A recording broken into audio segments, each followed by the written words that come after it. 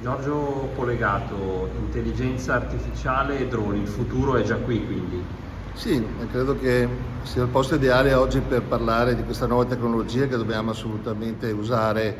per aiutare quelli che sono i territori più impervi, più difficili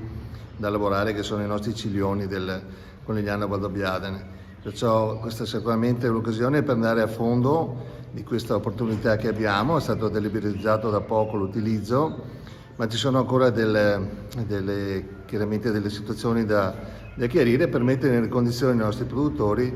di poterli usare nel migliore dei modi, in sicurezza, e fare in modo che almeno una parte del lavoro manuale si possa fare appunto con questo prodotto che è sicuramente molto utile per il nostro settore vitivinicolo. Quindi si va a unire l'innovazione con la tradizione. Sì, allora è chiaro che poi è sempre l'uomo che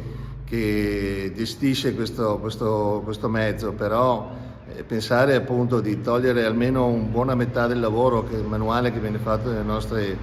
colline, soprattutto ripeto quelle più eroiche,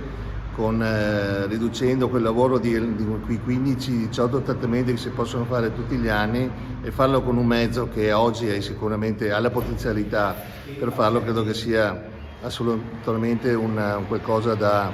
sfruttare e da utilizzare al meglio, sapendo che i nostri produttori usano anche i prodotti fitosanitari con intelligenza e con sapienza.